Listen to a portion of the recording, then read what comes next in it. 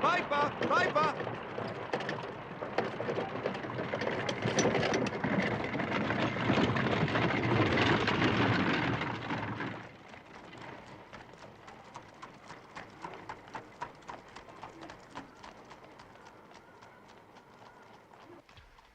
Finished. Oh.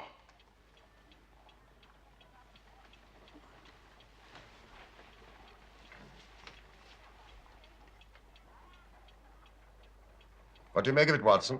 Huh? Huh. Believe you got eyes on the back of your head, Holmes. Well, I have a well-polished coffee pot in front of me. Ah. Mrs. Hudson said it was left last night while we were out. What do you make of it? Ah. Well, his name, at least, we know.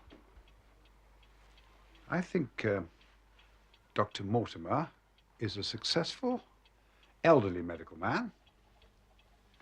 Well esteemed, since those who know him gave him this mark of their appreciation.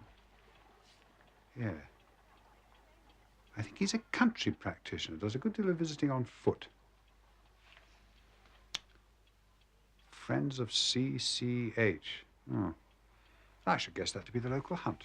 Oh, bravo. Bravo, Watson. You know, I am bound to say you habitually underrate your abilities.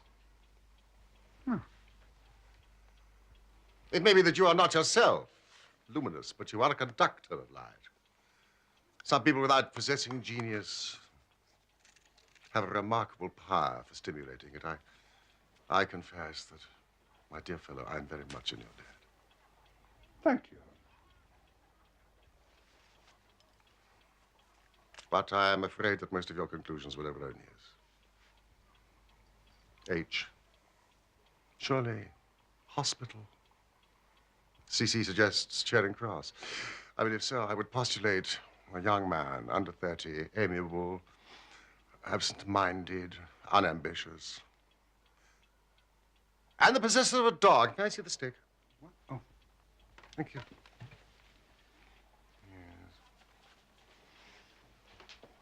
Yes. Larger than a terrier. Smaller than a mastiff.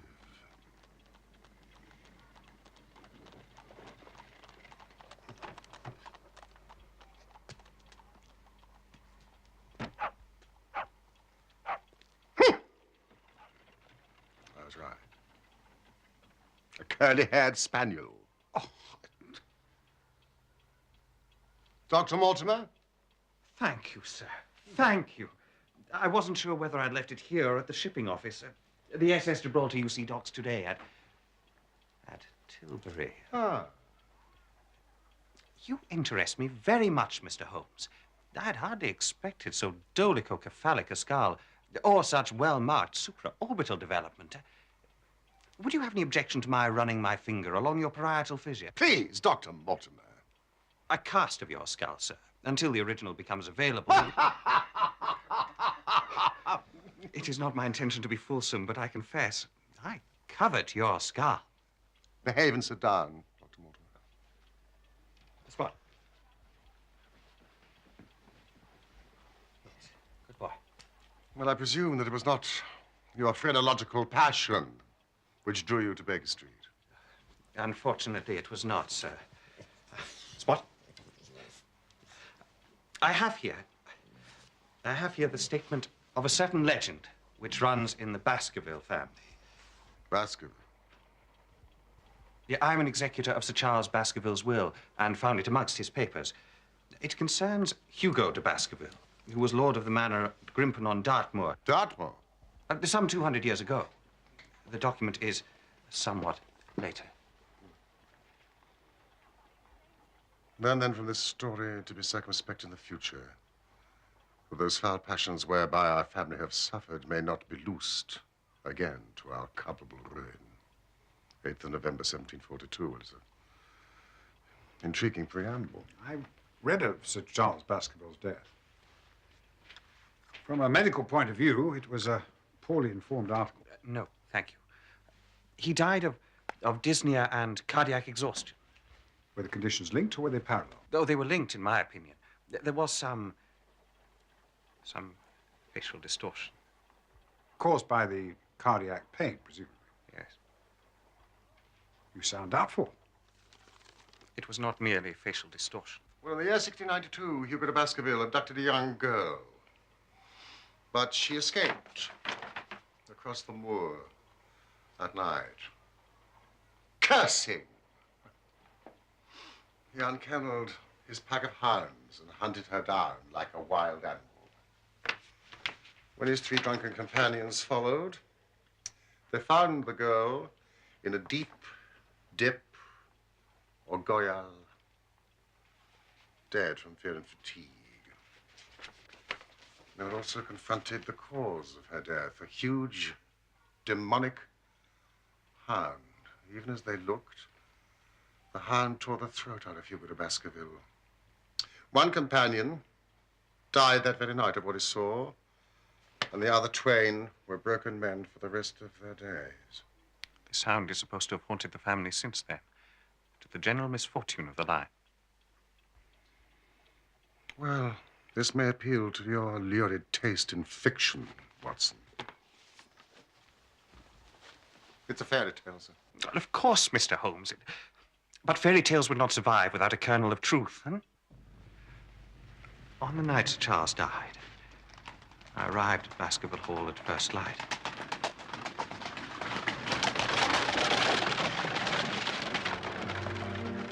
I shall tell you what I found. No more or less.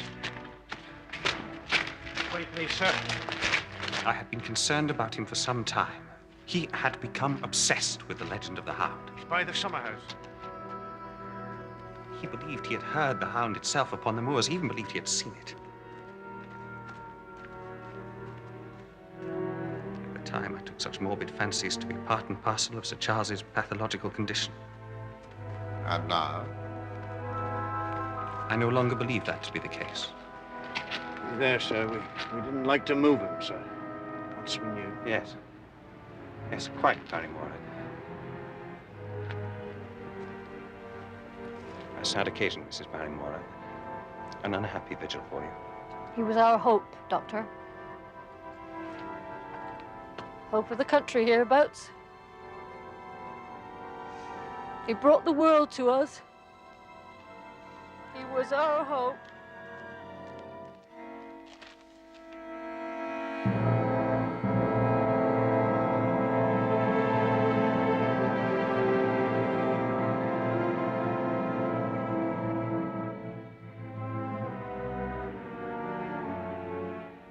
Before Sir Charles ran up the alley, he had evidently stood at the gate for at least 10 minutes. How do you know that? The ash had dropped twice from his cigar, and there were also 3 spent matches. Press me, Dr. Mortimer. Was there anything else? Yes. Footprints? A man or a woman's? Mr. Holmes. They were the footprints of a gigantic hound. Several people have seen a creature upon the moor, a huge creature, ghastly, spectral. I've cross-examined 2 of them, hard-headed countrymen both, and their stories tally. I want you to advise me what I should do with Sir Henry Baskerville. Henry Baskerville has spent his life in America. He has come over on the SS Gibraltar. We'll send him direct to Baskerville. Very It's been a pleasure having you aboard, Sir Henry. Sir Henry. I still haven't gotten used to that title. Is there any other claimant upon Sir Charles's estate? None. His youngest brother, Roger, died in Central America of yellow fever some 30 years ago. Northumberland Hotel, Northumberland Avenue. Sir Henry is the last of the Baskervilles.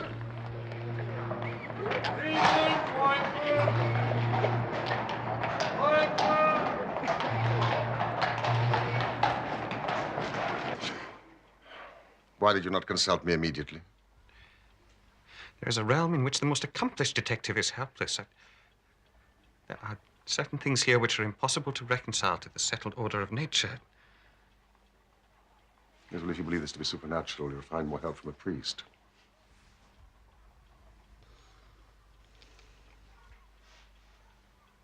No.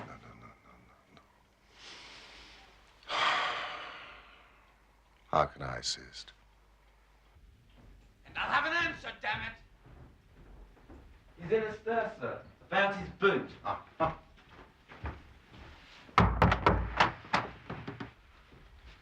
By thunder, if that fellow can't find my old black boot. Surely it was a new brown boot. No. Last night, they took one of the brown ones. Today, they've sneaked one of the black. I'm sorry, Mortimer. I'm sorry to trouble you with this nonsense, but this is a first-class hotel, damn it. Oh. Hello. Mr. Sherlock Holmes at your service. I think it is worth troubling about, as a matter of fact. You do? Why? Because it's inexplicable. Good. That's good.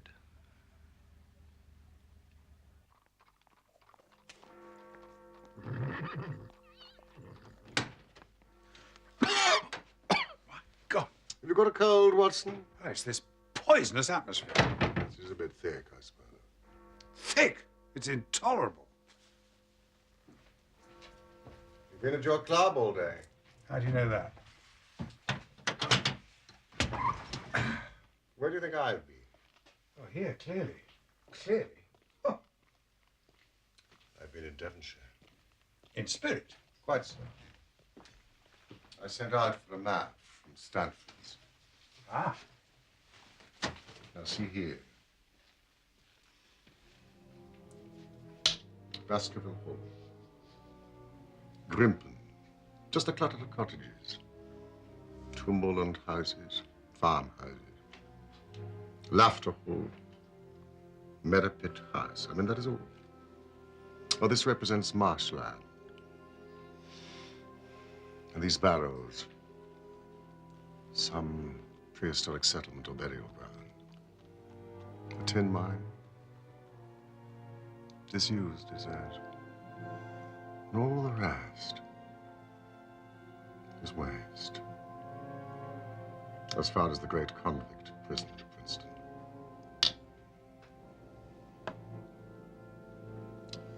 It is a worthy setting if the devil did decide to dabble in the affairs of man. Then you yourself are inclining towards a supernatural explanation.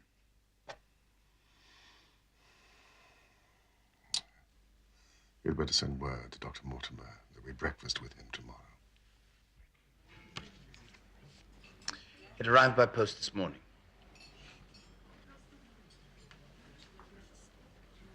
So you think out little puzzles, Mr. Holmes. This one wants more thinking than I'm able to give it. Posted yesterday. Yes. A joke is like it's not. So, Mr. Henry, has anything interesting happened to you since you've been in London? No, I don't think so. Have you been followed? What? I seem to have walked right into a dime novel. Why should anyone follow me? That letter was delivered to the hotel. You are being followed, Sir Henry. If you value your life or your reason, keep away from the moor. Now, the issue I suggest is whether it constitutes a friendly or an unfriendly warning. That is surely impossible to determine. Now, there are various features which may help us. The envelope, for example, if somewhat crumpled, is presentable. Its contents, mostly, are not. The letter has been torn neatly enough along a fold. And the leader article in the Times, the Lady Bourgeois print, is unmistakable, has been chosen from which to cut the message. But the message is awkwardly cut, with inappropriate short-bladed scissors. And the gluing of the print to the paper is smudged and misaligned. Now see.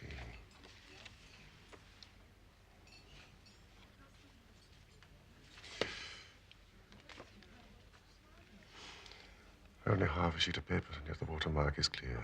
Huddeston, Quail. You will find that paper in 100 middle-grade hotels, but not, I think, here. A first-class hotel would have paper of a greater weight. The ink is institutional. That also suggests a hotel. Yeah. What can we determine from this? Pocket flap.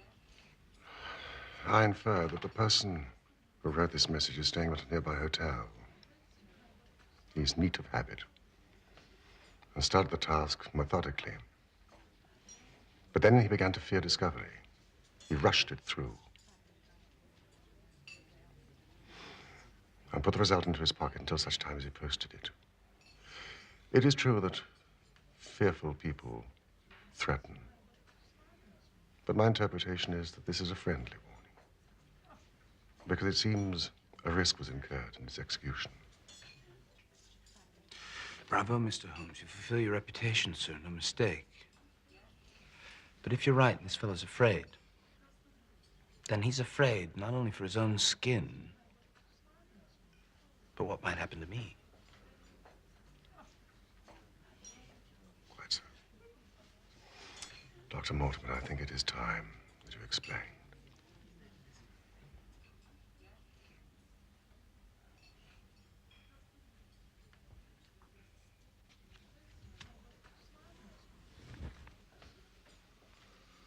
Well, now you know the facts, Sir Henry. The question is whether or not you should go to Dartmoor.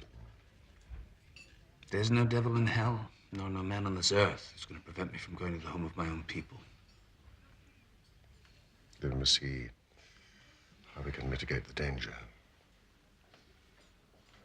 You really believe there's danger? I think that if there is, then it is considerable. You certainly cannot go alone. Dr. Mortimer returns with me. He has his practice, and he lives many miles distant. You'll come yourself? I have to stay in London, a blackmail case. I recommend my friend Watson.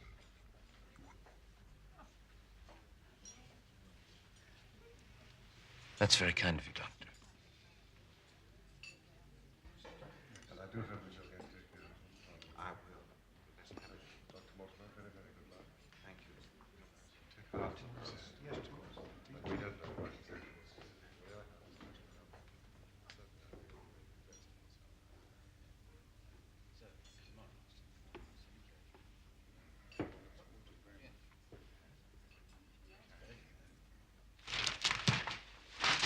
What's...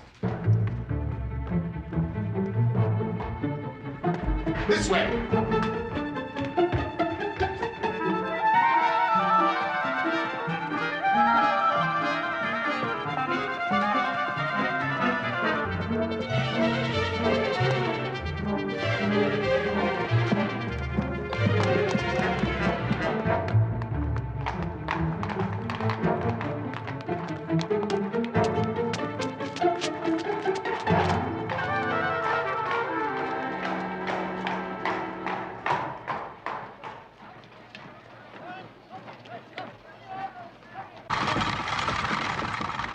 Who was that man?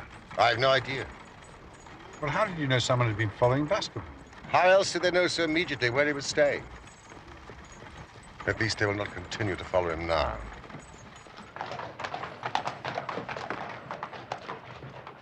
When a crisis comes, Watson, and it will, report to me.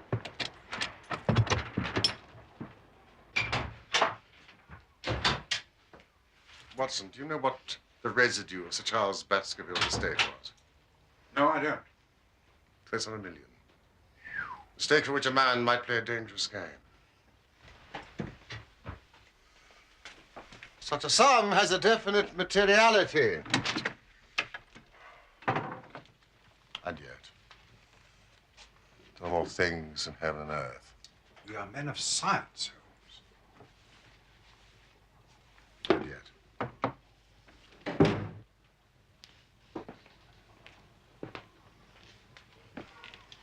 It's an ugly, dangerous business, Watson. Believe me, I shall be very glad to have you back safe and sound in Baker Street once more. Thank you, Holmes.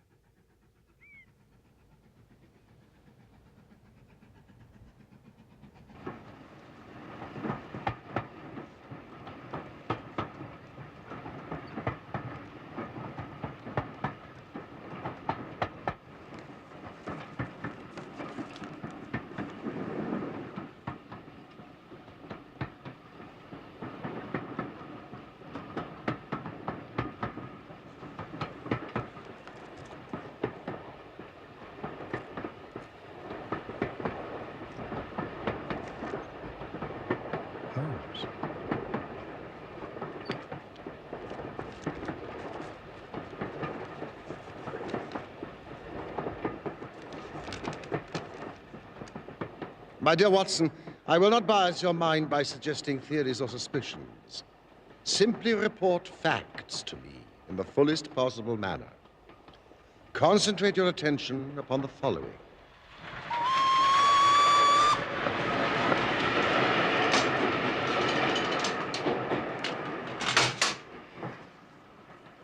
Above all, avoid the moor, when, as the old parchment quaintly put it, the powers of evil are exalted.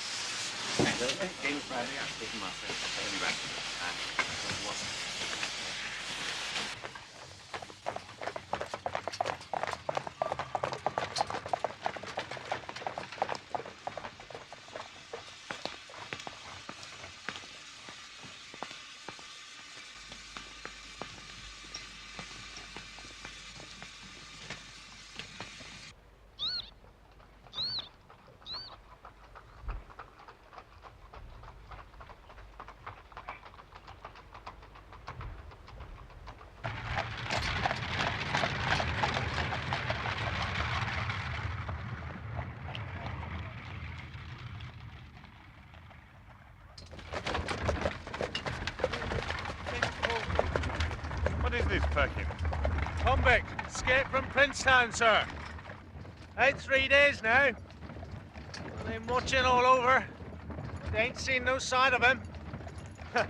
Farmers don't like it. Who is he? Selden, the Notting Hill murderer. Folk are locking their doors, I can tell you. What'd the man do? He murdered a whole family. With such savagery, they deemed him insane.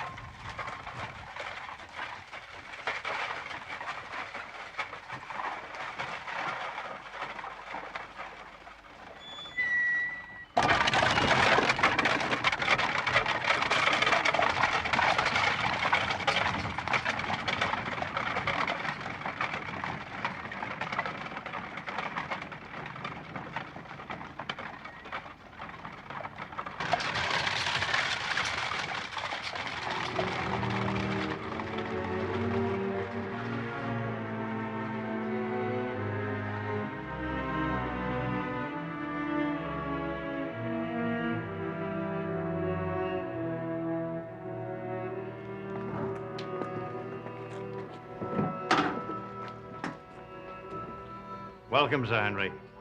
Welcome to Baskerville Hall. Thank you. It's Barrymore, yes? At your service, sir. Mrs. Barrymore? Madam?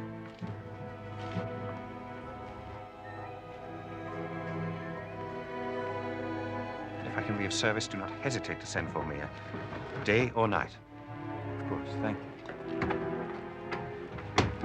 Walk on. This way, Sir Henry.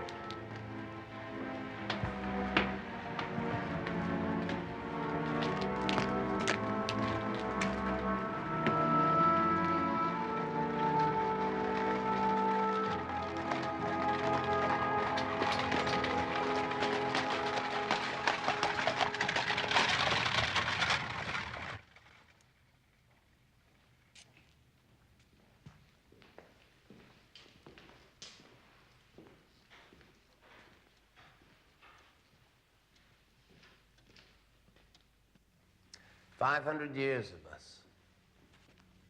Just as I imagined it. Too much as I imagined it. This place needs the products of Messrs. Swan and Edison. But I suppose I can tone down to it.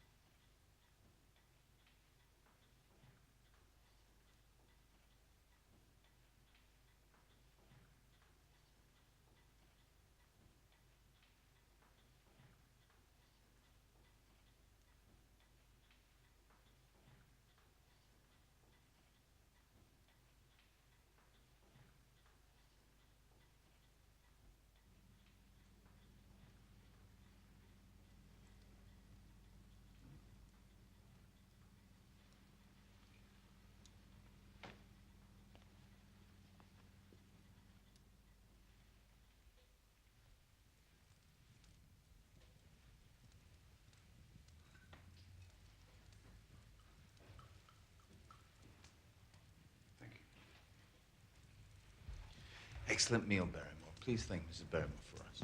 Thank you, sir. Shall be pleased you enjoyed it. Well, Dr. Watson, shall we?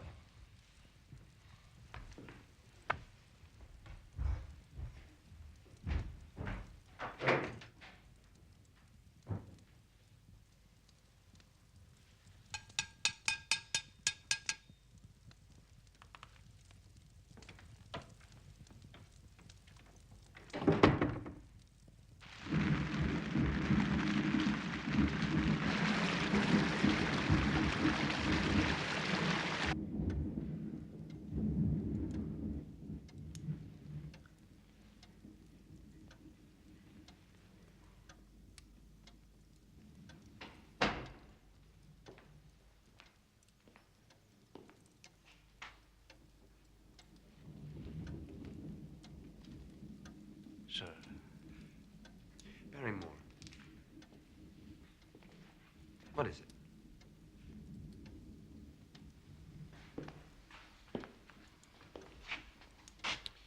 Sir, my wife and I will be happy to stay with you until you've settled in and made your arrangements. But your family's been with us for generations. Sorry to start my life here, breaking an old family connection. Thank you, sir. My wife and I were much attached to Sir Charles, and his death. We feel that nothing can be.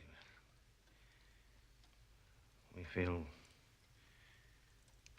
feel we shall never be easy here at the Hall, sir.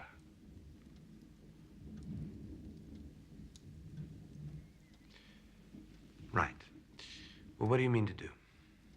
Oh, Sir Charles's generosity has given us the means to set up in business in a small way, sir. Well, thank you for telling me. Might I look forward to you pulling me a pint in your own house one day? That is the sort of thing, sir. Thank you, sir. Good. Mind you call it Baskerville Arms. Yes, sir. Thank you, sir.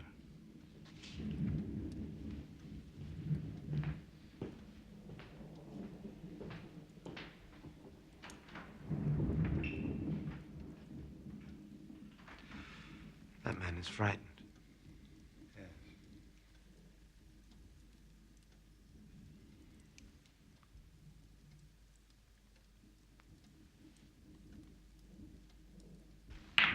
Shot.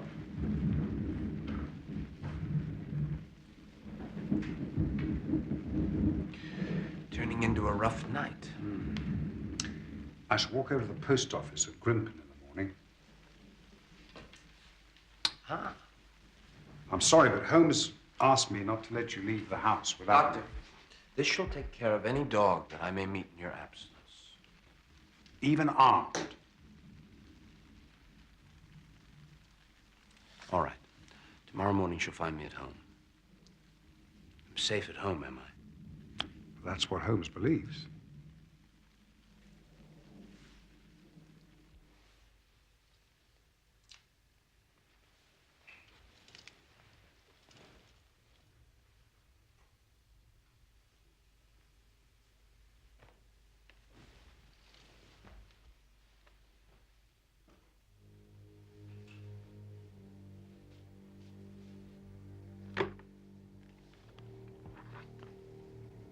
It's an ugly and dangerous business, Watson. I shall be glad to have you back, safe and sound in Baker Street once more.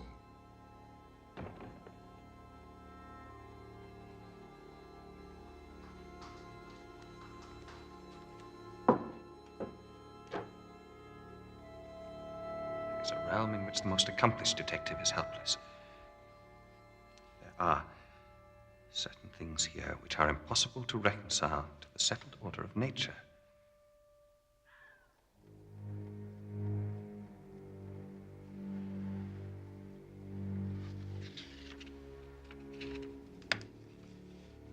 Above all, avoid the moor, where, as the old parchment quaintly puts it, the powers of evil are exalted.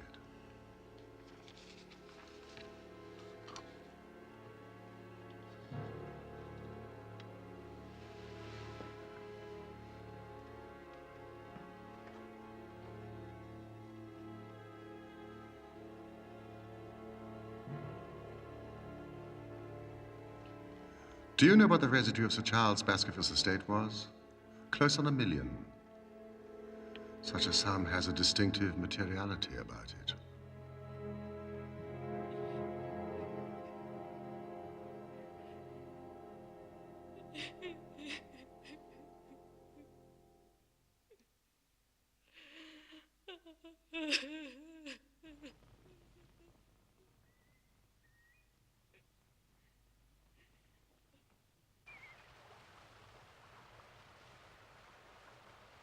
Good morning. How are you today? Oh, very well, thank you. Here we are. Thank you, sir. Thank you.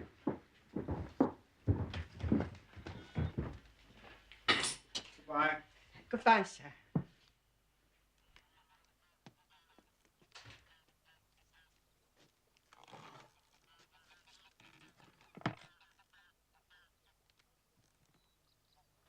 Dr. Watson? Excuse my presumption. Dr. Mortimer pointed you out to me. From the window of his surgery as you passed. Oh. Possibly he's told you my name. Stapleton, of Merripit House. Yes, indeed. How do you do? We were concerned. Frankland, Mortimer, and I. Concerned? Lest Sir Henry should not come. You know the legend of the fiend Hound. We thought it might seize his imagination just as it seized poor Sir Charles's. How is Mr. Sherlock Holmes? Dr. Watson, you are here.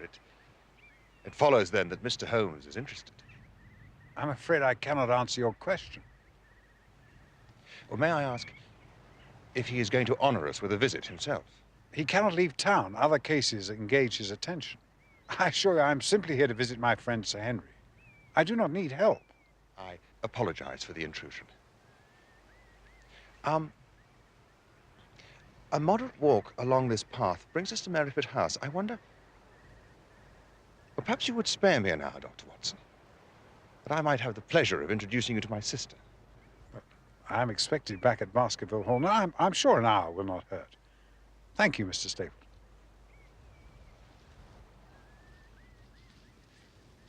It was entomology, was it, that brought you to the moor?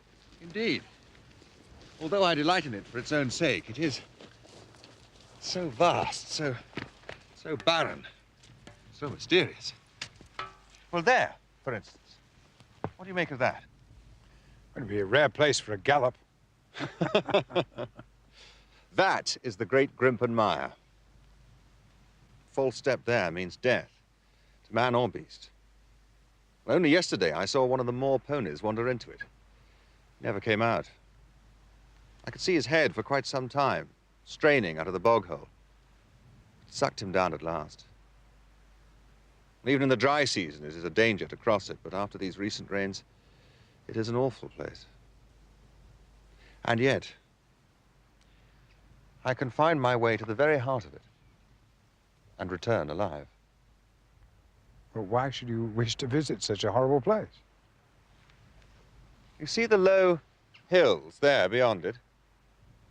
They're really islands. Flora there is undisturbed, which means, of course, that rare species can breed there. One of them, a subspecies, like Canidae, is unique to the place. In fact, I'm credited with its discovery. Really?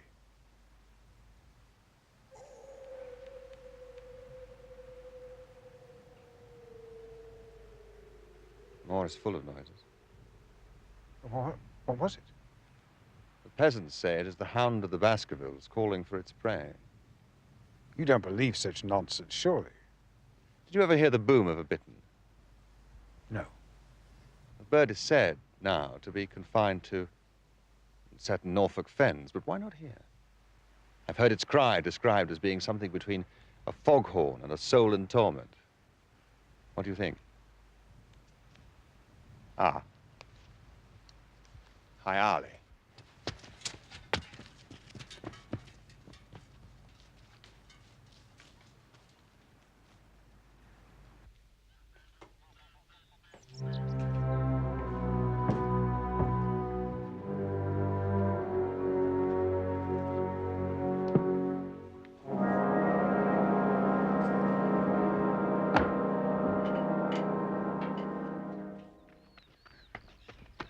Go back!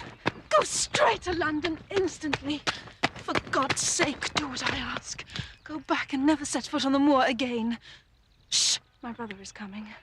Miss Stapleton? Get away from this place at all costs. Do you see that orchid? Yes, I do. It's a pity you came so late. Our best orchids are nearly over. Jack! You have introduced yourselves, I see. Yes. I was telling Sir Henry it's a pity he has missed the beauties of the moor. Oh, were I Sir Henry, Miss Stapleton, I'm sure I would not miss your beauty, but I'm afraid I am not. Sir Henry, that is. Merely his friend, my Dr. John Watson at your service. Did you catch your butterfly? No. Harley flies like a witch, I'm afraid. Ah, there. Oh, yes. You must forgive and forget my foolish outburst, Dr. Watson. I cannot forget, Miss Stapleton. You must! Sir Henry is my friend. His welfare is a very close concern of mine. Tell me why you are so eager that he should return to London. You know the story of the Hound. I do not believe such nonsense. But I do. If you have any influence with Sir Henry, take him away. I fear that unless you can give me more definite information than this, it would be impossible to get him to move. I cannot say anything definite, for I do not know anything definite. Miss Stapleton, I would ask you one more question. If you meant no more than this when you first spoke to me, why were you so eager that your brother should not overhear what you said? There is nothing to which he or anybody else could object. My brother is very anxious to have the hall inhabited. He thinks it's for the good of the poor folk upon the moor. He would be very angry if he knew I had said anything which might induce Sir Henry to go away.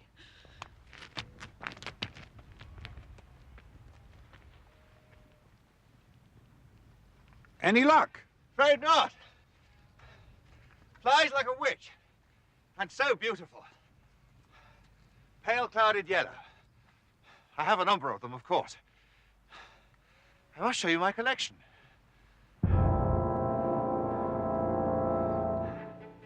The English Lepidoptera, I feared. I have made a particular study of those insects which inhabit the margins of heath and marsh.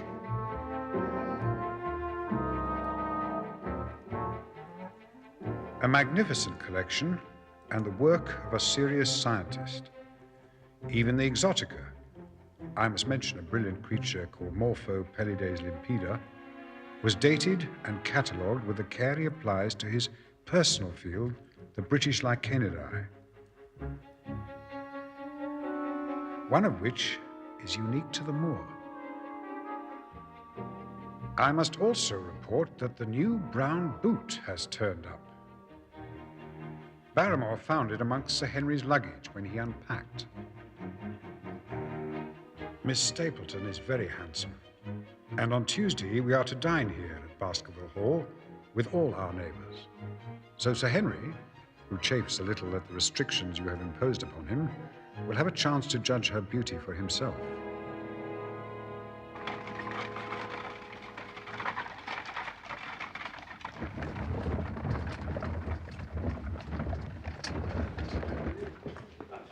We are also to meet Dr. Mortimer's wife, and the old vicar of Grimpen, who is very shy, they say. And Mr. Franklin, an amateur astronomer of some note, who has a reputation of being litigious to a fault. A red letter day.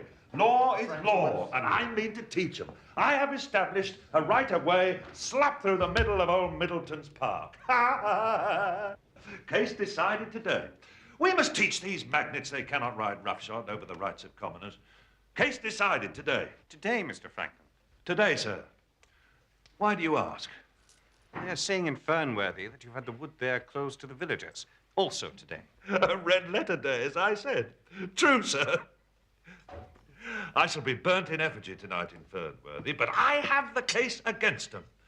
Infernal people seem to think there are no rights of property. They can swarm where they like with their picnic papers and bottles. But why should they complain? No one goes to the wood now. They have to cross the moor to get to it. No one will cross the moor. Why is that, sir? You've surely heard. The Hound walks abroad upon the moor. The Hound of the Baskervilles, Sir Henry. I've heard. Is it a phenomenon you believe in yourself, Mr. Franklin? Ask the vicar. Astronomic and forensic matters are my domain. Demonic matters are his. Is it a hound of hell, vicar? Or what? Yes. An interesting question. Whatever it is that has been seen, it is undoubtedly something. Our farrier, Thomas Chubb, is not a man given to visions. And he saw something out there. A dog, he said, but the size of a calf. And I do not think local hysteria is an adequate explanation. Myself, I pray nightly that it remove itself from us, whatever it is, that we all may sleep the more soundly. Yes. I believe it is Selden the murderer who frightens the folk. In Grimpen, they believe he is still upon the moor. We are too ready to condescend and attribute superstition to these poor people when they are, in fact, subject to a natural and sensible fear. Bravo, Miss Stapleton. Bravo. This hellhound's existence would not survive a court of law. Mere hearsay. Bring the thing before the bench in the full blaze of jurisprudence, say I, then I will believe in it.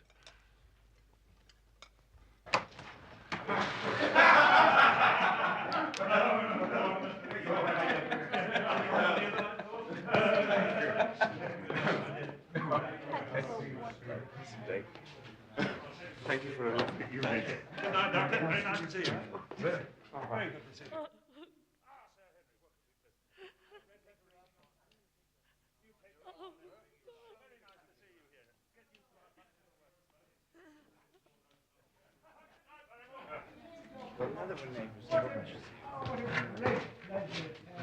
Sir Henry. I'm sure. Yes. Splendid. Oh, thank you. Thank you very much. I thought you were not keeping to that. Sir Henry! Yes. My dear fellow, wonderful. I must compliment you on that. Claret! Delicious. Absolutely delightful. Certainly now. Oh,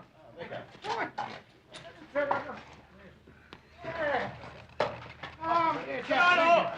Good night.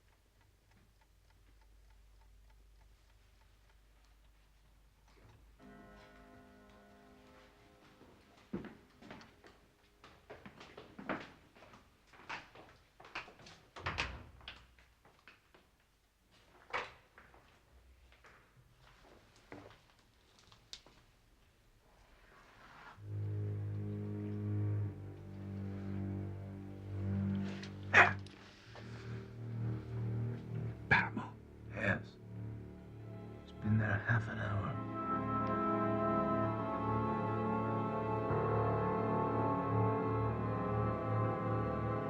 What's he doing?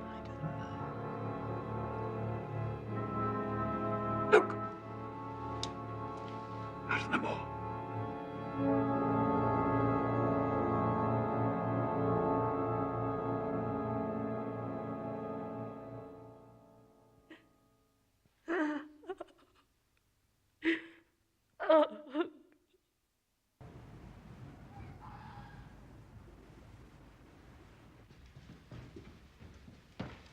It was adamant, Sir Henry.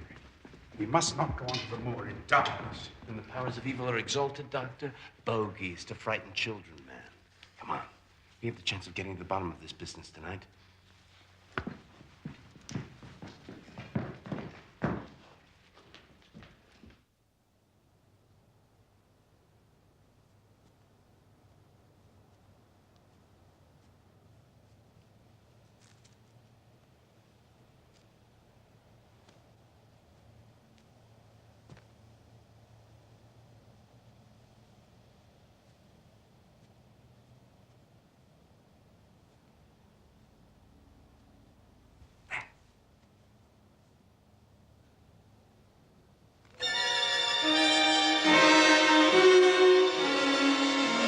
Watch it!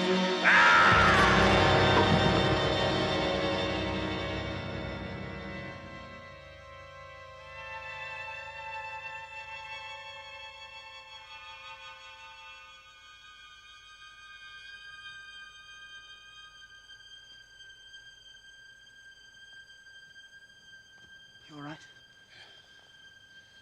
thought to shoot, but I couldn't. Come on. My God.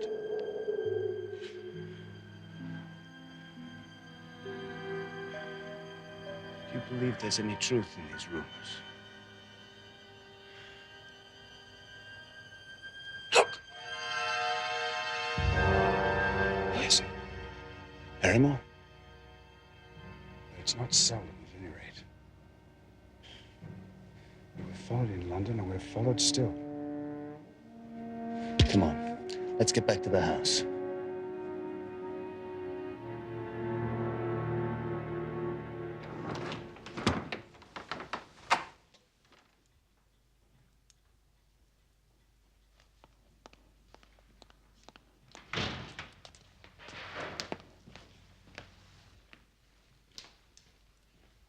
What's this all about, Barrymore?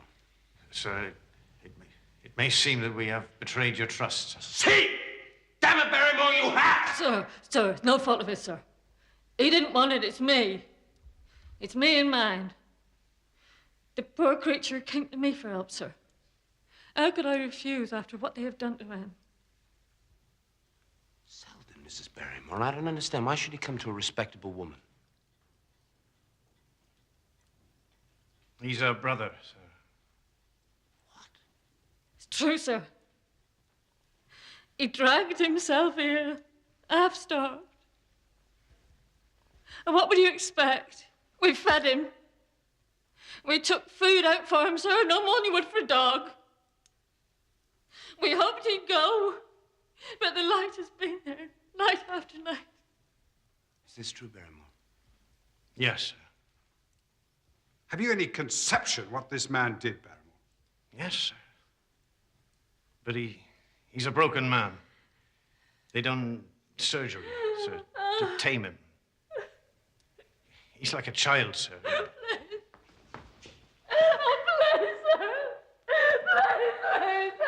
Mrs. Barrymore, please.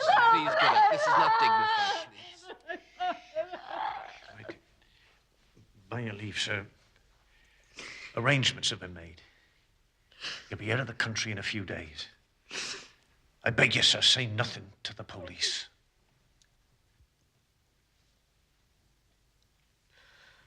What do you think, Doctor? You say he's harmless now, Barrymore. Yet he threw a rock at us. As a child might throw stones, sir. The murderer's heart has gone out of him. He's but a frightening baby now, sir. This is an apt description. He will be harmless.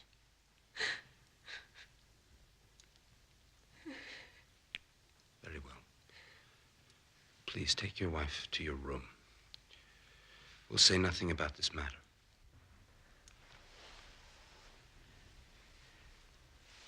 Thank you, sir.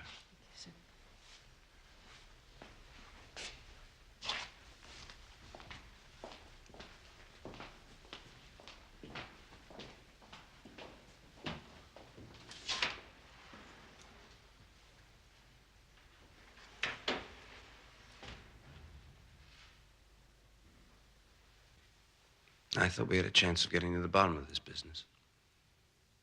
All we seem to have done is compound a felony.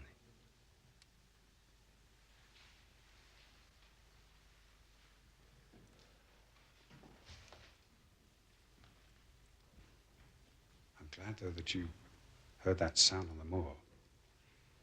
I was beginning to think I'd dreamt it. I was in the territories once. I heard wolves up there. But nothing to freeze the blood like that sound tonight. Are you convinced it's a hound? I am. I would to God Holmes was here. Why does he not come?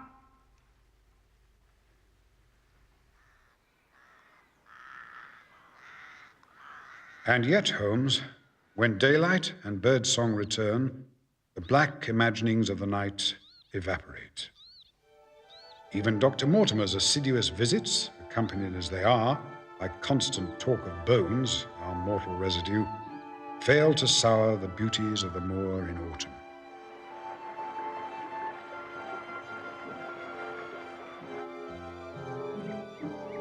We are, however, still far from the heart of the mystery. The question which most persistently nags at me is, who was the man on the tor? With his identity known, I feel we should have the key to this fatal riddle within our grasp.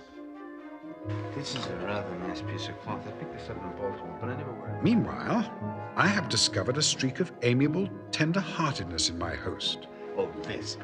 So guilty did he feel at nearly shooting his servant's murderous brother-in-law that he has given Barrymore many of his excellent American clothes.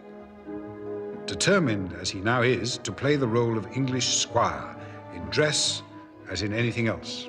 Much too American. I'm turning over a new leaf. You take it. Thank you kindly, sir.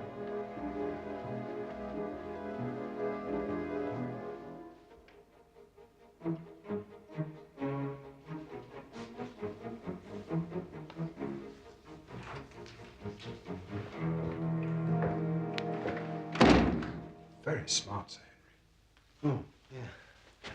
Well, I'm going to stroll over to Maripet House. I thought I'd invite Stapleton and his sister, rather, I should say, Miss Stapleton and her brother to luncheon on Monday.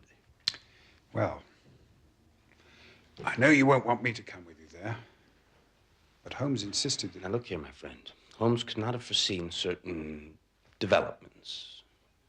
You'd make a very civil gooseberry, but no. I'm afraid I have to go alone.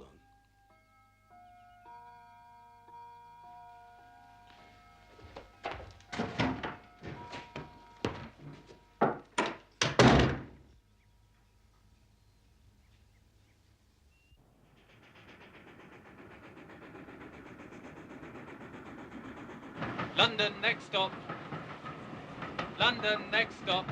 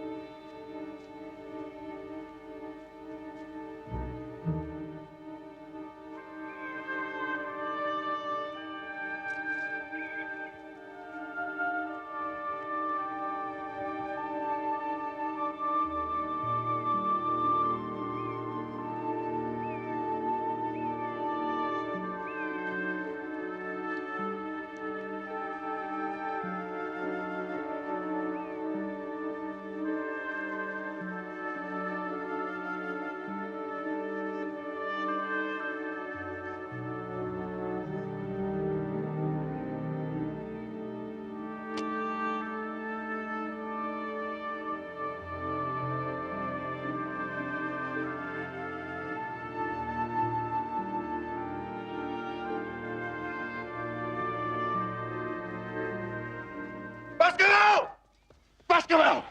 How dare you, sir? Make advances to my sister in such a fashion. Jack! I'm sure the lady gave you no reason to presume upon her good intentions. We welcome you into our circle, sir. And you repay the hospitality by forcing your disgusting attentions upon her. No, but I assure you, sir, my intentions Away, are sir! honorable. Away to the hall! Beryl!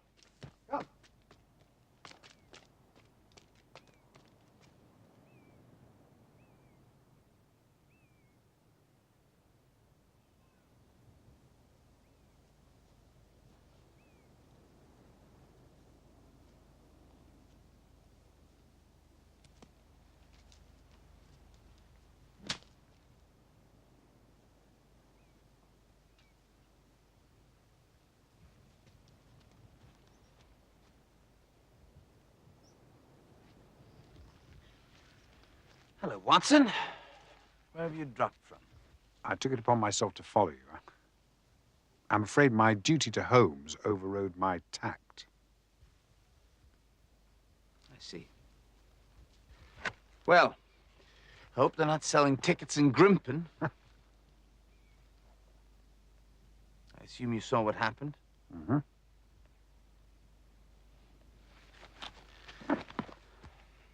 Did he ever strike you as a bit crazy, this brother of hers?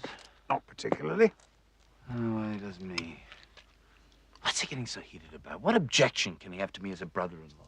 I mean, he can't object to my worldly position, so it's gotta be me myself. Oh, I don't know. Do you see it? Not at all. No, me. Oh, thanks. He won't let us be together, not for a moment. You must realize. Oh, I don't understand. There's a light in her eyes that speaks louder than words. I know it. I know it in my heart. But he treats me as if I was a mad seducer in an old melodrama. Oh, it's absurd. Perhaps. What? I was just thinking that this business with the Hound and the family curse and so on, if Stapleton partly believes it's true, perhaps he might want his sister not to be... Yes, I know. Just till the business is resolved.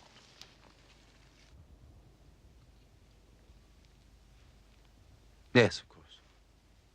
Well, shall we walk home together?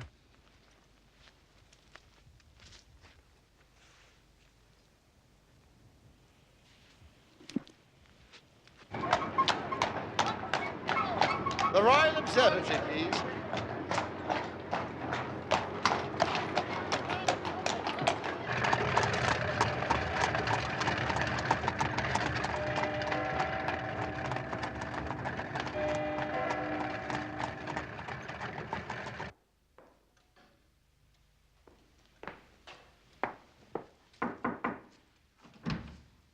I am forever in your debt. Oh, no, not at all. Well, good day. Good day, Sir Henry.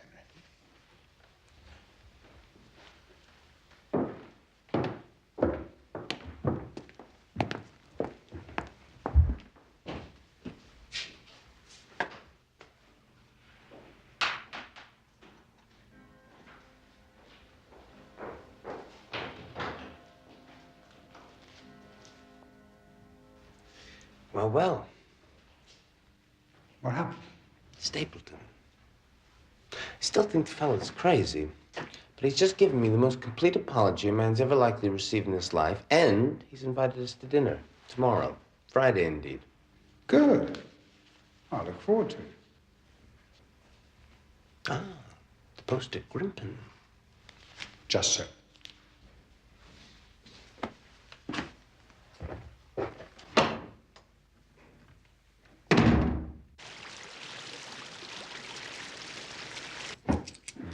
Thank you, sir.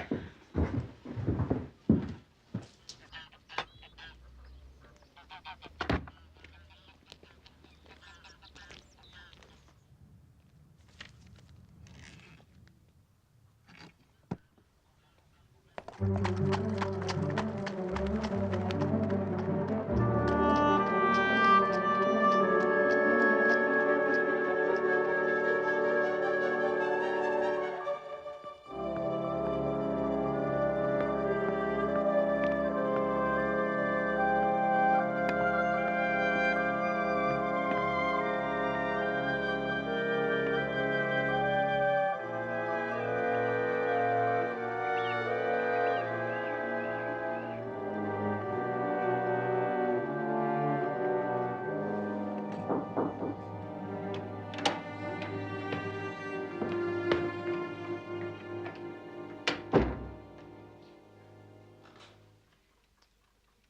I have a word, sir? Of course.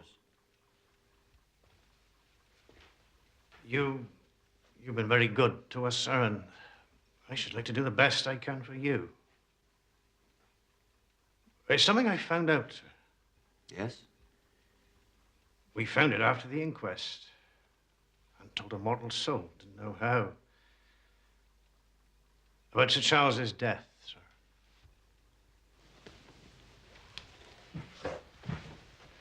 You know how he died? No, sir. Well, what then? I do know why he was at the gate at that hour.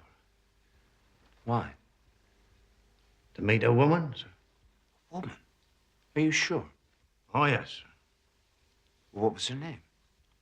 I can only give you her initials, sir. Yes, it was something my wife found. She was cleaning out this very room, Sir Charles's study, sir. And in the grate there, she found this scrap of paper. Oh, 'twas all burnt, but well, it could still be read. From the shine in the writing, if you know what I mean, sir. Of course, I understand. Please go on. Well, she called to me, and I wrote it down. Please, as you are a gentleman, burn this letter and be at the gate by 10 o'clock. Then the initials, LL.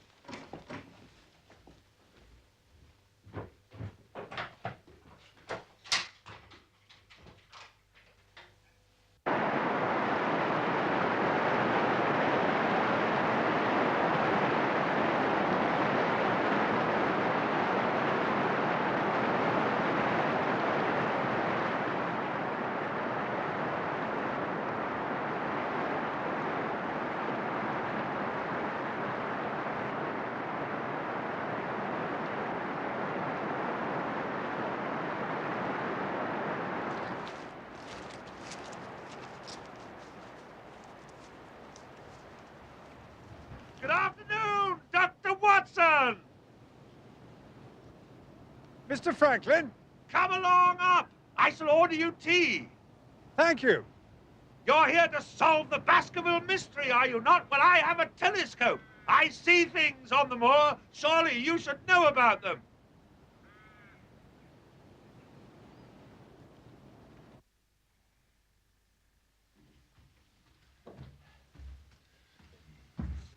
A striking portrait. Hmm? Laura. Your daughter, Mr. Franklin. Yes. Yes, that is my daughter. The woman she has become is not. This way, Doctor. How's that? Disinherited her. I'm sorry to hear it. You are. What do you suppose such a thing does to a father, huh? This way. Married her seducer, sir. An artist. So-called. Not that artist. That artist earned his living. Her artist was too grand to earn his living. Artist? Wastrel. Lions. Fellow called Lions. Ever heard of him? No, actually. Laura Lyons. Nobody has. After her money. My money. I was burnt in effigy in Fernworthy last week. You predicted that, I remember. Exactly so, because I know the slackness of authority hereabouts.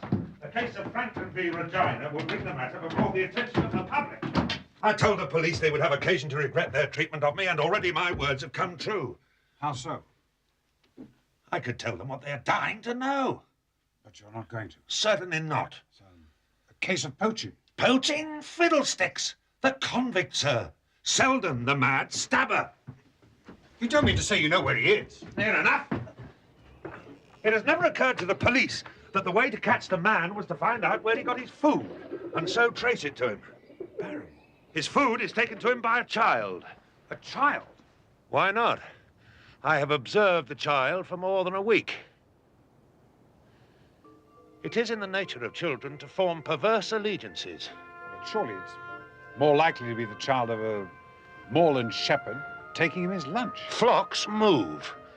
Quick! Dr. Watson, quick. Yes, I see him.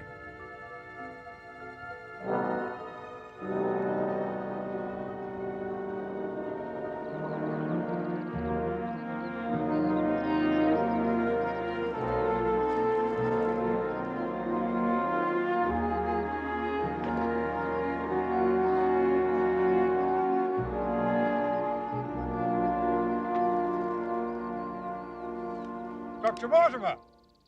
Dr. Watson, I have something marvelous to show you.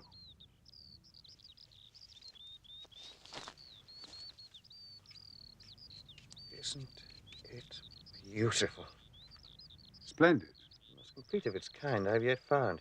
I found it myself, what's more. The laborers aren't here today. It is quite beautiful.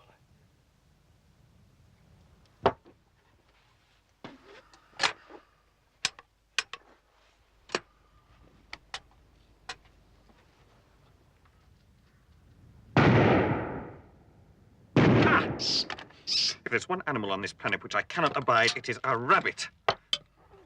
Really? Rabbit's burrow. Have you any conception of what a family of rabbits can do to the chronology of a dig in a single night? You are on your way to the necropolis. I could show you round if you like. The necropolis? Most people think it a Neolithic village, but I have reason to believe it a burial ground. Some most interesting features. Ah, I should be glad of your company. There's someone bivouacked near there. Who is it? It's the man who's been at Sir Henry's heels since he landed here. I can't think his motives are benevolent. So, if you come, I should be obliged if you bring that gun you handle so well. There may be some danger. If there's to be danger, then 2 guns will be better than 1. Yes. Do you know Laura Lyons? Old Franklin's daughter. Yes, she's a patient of mine. She lives in Coombe Tracy. He's cut her off, you know, without a penny. Do you know if she was acquainted with Sir Charles? It's possible. After her marriage went wrong, she was able to set up for herself in a small way. As a typist, Sir Charles may have made that possible. He was a man who fostered many good causes. She may have been one of them. What sort of a painter was Lyons? Oh, brilliant.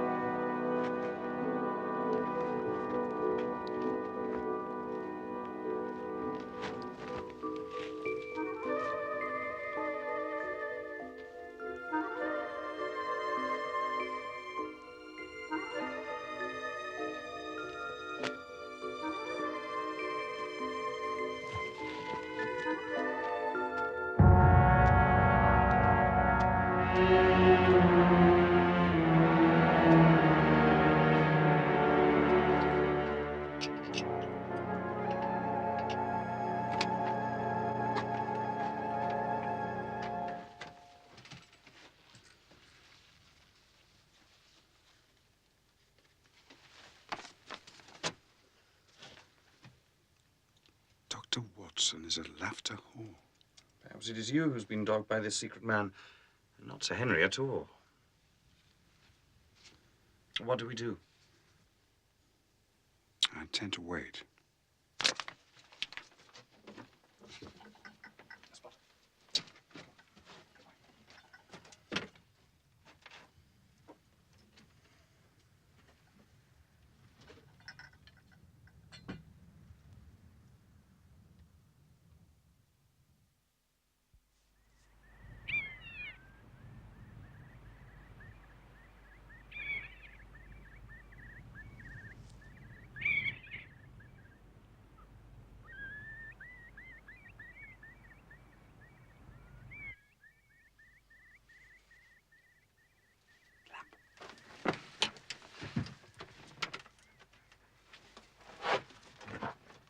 a lovely evening, Doctor. I really think you would be more comfortable outside than in. When I see a cigarette stub marked Bradley, Oxford Street, I know my friend Watson is in the neighborhood. Be careful with that gun. I thought you were in Baker Street, working out that case of blackmail. That is what I wished you to think.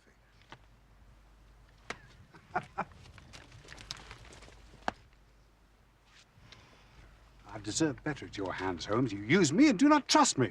Now, my presence would have warned our very formidable opponents and put them on their guard. It was essential that you and Sir Henry believed me to be London all the time and behaved accordingly. Dr. Mortimer. Mr. Holmes. How long have you been in Devon? I fancy you saw me on my second night, when I was foolish enough to show myself against the moon. All my reports have been wasted. No. Here they are. And very well thumbed, I assure you. I had to subvert the local post office. Brilliant, my dear fellow. Brilliant. You must, I know, have much to discuss, and I must be getting home. Please, one question, Mr. Holmes. Are you any closer to discovering what, if anything, the Hound is?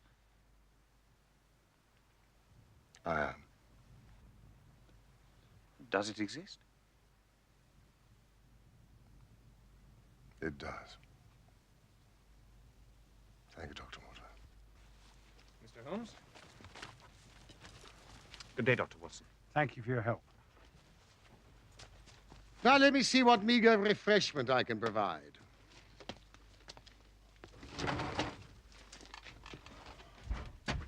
Cartwright, the little chap from the express office.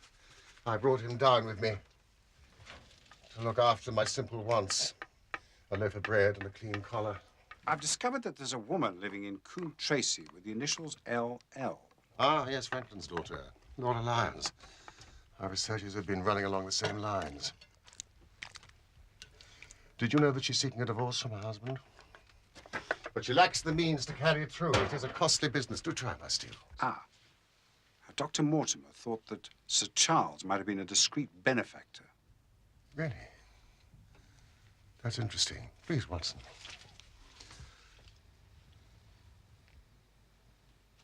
It's quite disgusting, Holmes. Yes, it is. Well, it's better when it's hot. Did you know there was a close intimacy between Laura Lyons and the entomologist, Stapleton? No, I did not. Yes, they meet. They write. She's no doubt counting on becoming his wife. That is the most powerful weapon in our hands. How? I don't understand. Because Miss Stapleton is in reality Stapleton's wife, not his sister. His wife? Yes, it was she who sent us that warning to the Northumberland Hotel. Why this elaborate deception? Don't ask me for particulars, Watson, but it is murder. Refined, cold-blooded, deliberate murder. What led you to? He is a genuine entomologist. But that mention of his sole claim to fame, his discovery of a subspecies, Lycaenidae, that was his fatal moment. There can only be one discoverer of a species. That pinpointed him. It has been a hard trail, but...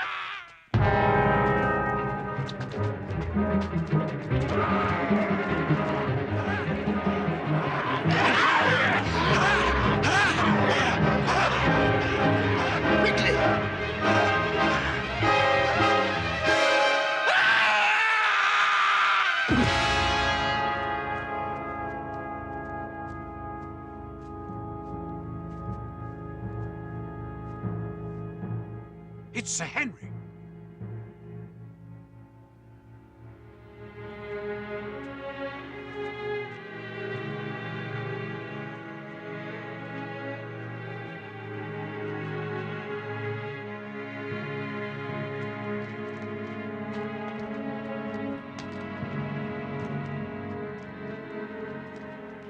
It's Selden. Sir Henry's clothes were the poor devil's death. Poor devil indeed. It's only a half-life in truth. No one must know for the moment. We must hide the body.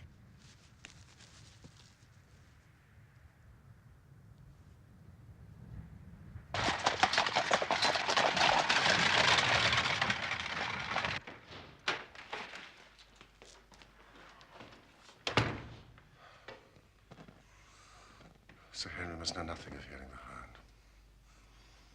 He'll have a better nerve for the ordeal he must undergo tomorrow. So, this is Baskerville Hall.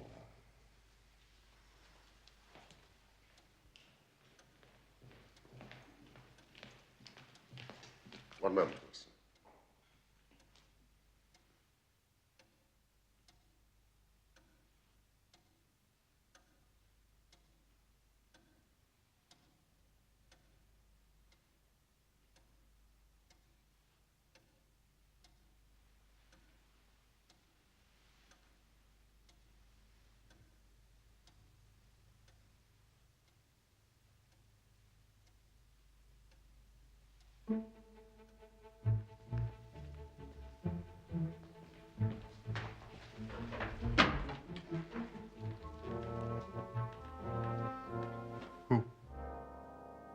It's Stapleton.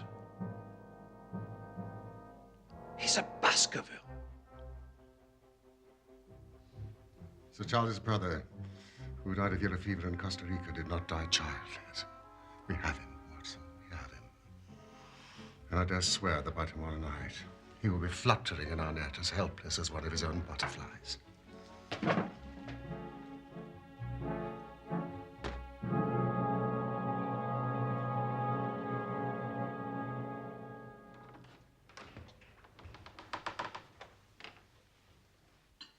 I fear that Watson and I must go to London. London? I think we will be more useful there at this present juncture.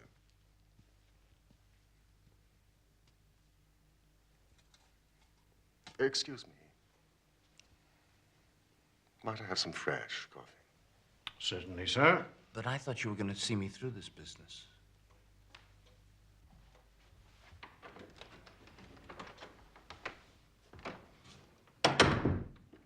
Trust me, my dear fellow. I do. Tell Stapleton that I would have been happy to come with you, but that urgent business required me to be in town. I don't understand. Should I not come with you to London? Why should I stay here alone? No, you must stay. And do exactly as I tell you. Of course I will. Drive to Merripit House.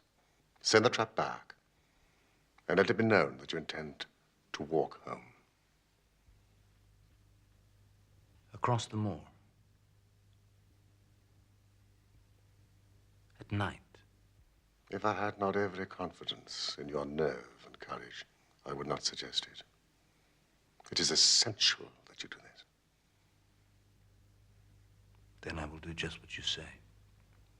Take the path. Exactly on the path. From Merripit House to the Grimpen Road. It is your natural way home. And when do you intend to leave? Immediately after breakfast. Thank you very much. Sir.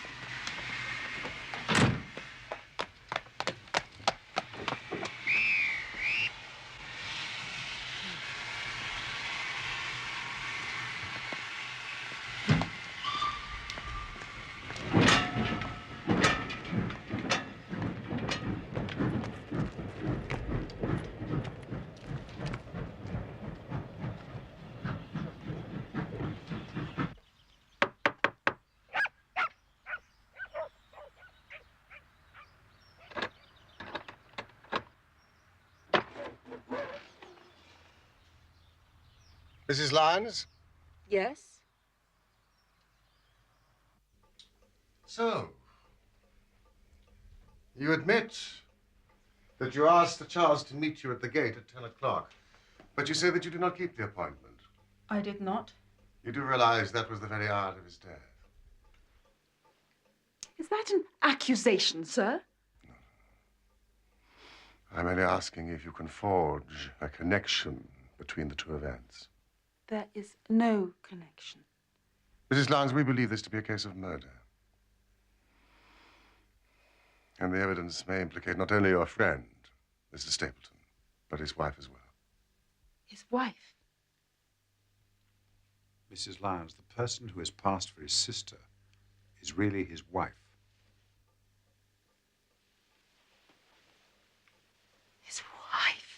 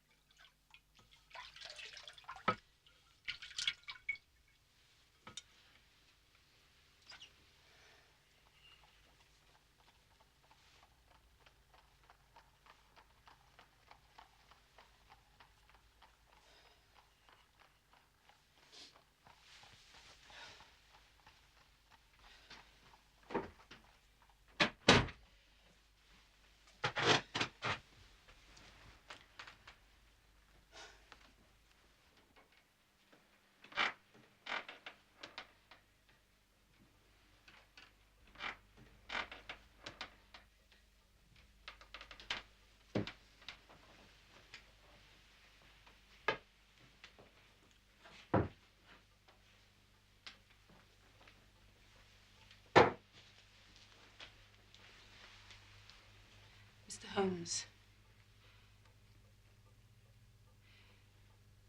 Mr. Stapleton offered me marriage on condition I could obtain a divorce from my husband. He told me he... Oh, he has lied. He has lied and lied and lied. Why should I preserve faith with him who never kept any with me? Ask me what you will. There is nothing I shall hold back.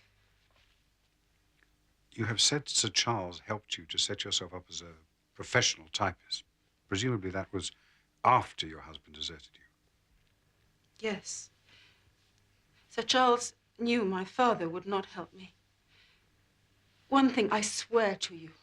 When I wrote the letter, I never dreamed of any harm to the old gentleman who had been my kindest friend. I entirely believe you, madam. And Sir Charles used Stapleton as an intermediary? He did not like to be seen to be doing good. And the letter that you sent to Sir Charles on the day of his death? I needed money for my divorce. I had heard he was leaving for London. And the sending of the letter was suggested by Stapleton?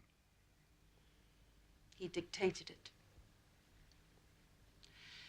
The reason he gave was that Sir Charles would help with the legal expenses of my divorce.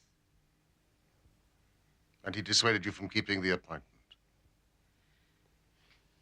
And swore me to silence concerning it. He said that the death had been a very mysterious one, and that I should certainly be suspected were the facts to become known. He frightened me into silence. You have had a very fortunate escape, Mrs. Lyons. You have been near the edge of the precipice.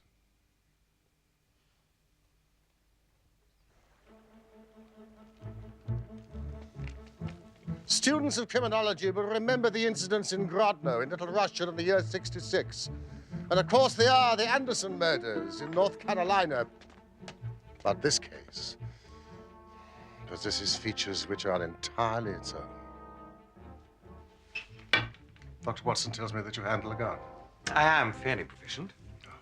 Well, it was you who first brought this case to our attention. It is only right that you'd be with us at the climax. Thank you.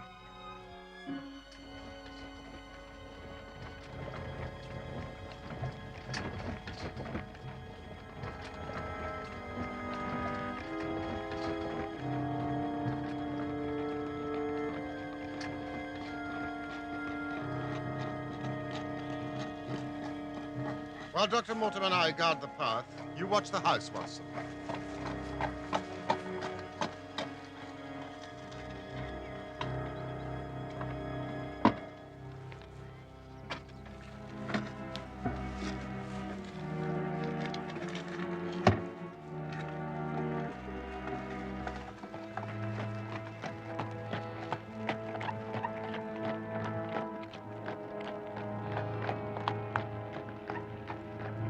I don't like it. There's fog in the air. It's in the hollows already.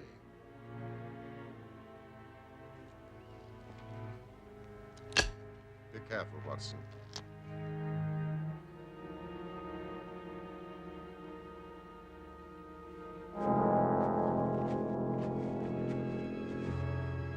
I'm so pleased you could come. It's a pity Dr. Watson had to return to London. Nevertheless, I'm sure we'll have a pleasant evening together.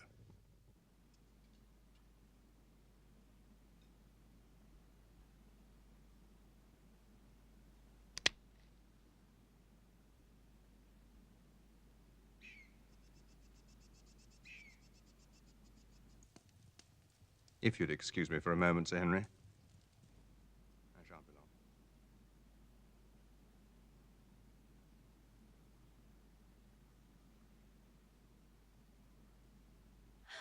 Help! Help! Help!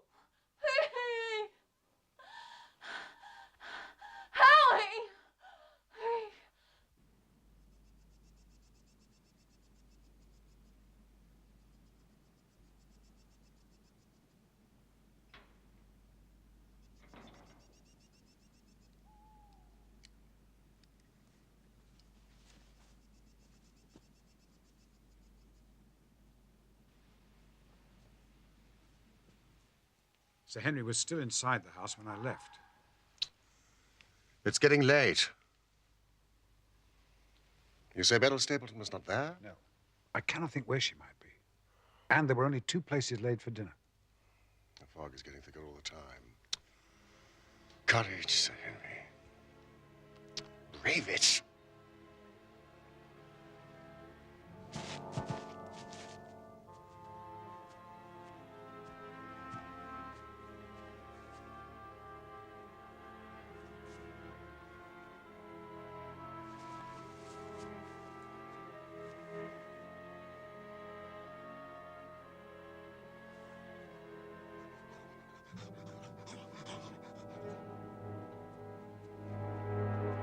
It's coming.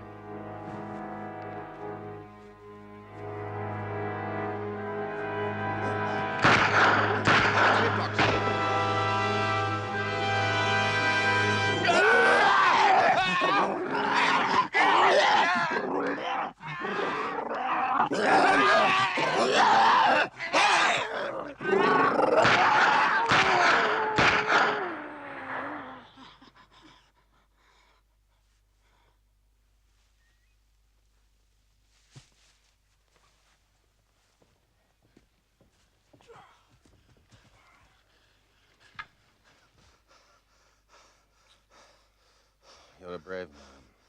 Doctor. It's all right, Saint. It's all right. The Hound got past us. Now, if you can manage it, we must get back to the house as soon as possible. Phosphorus.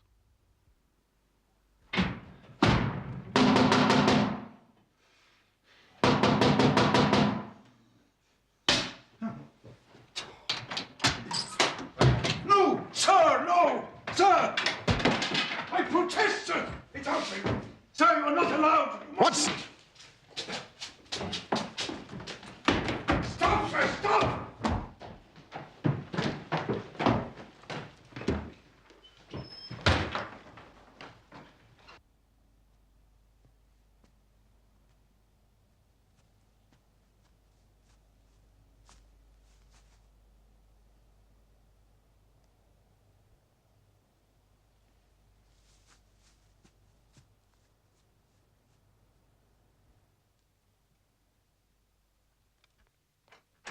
The door's locked. Help!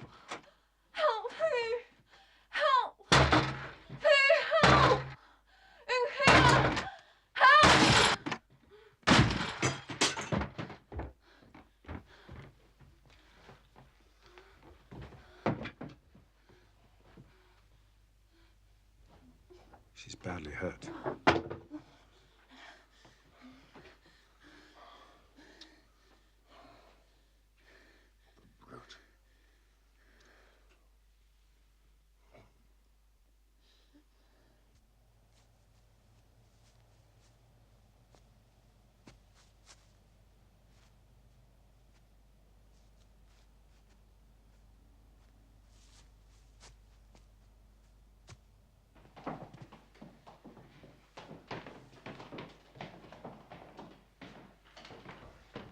All right.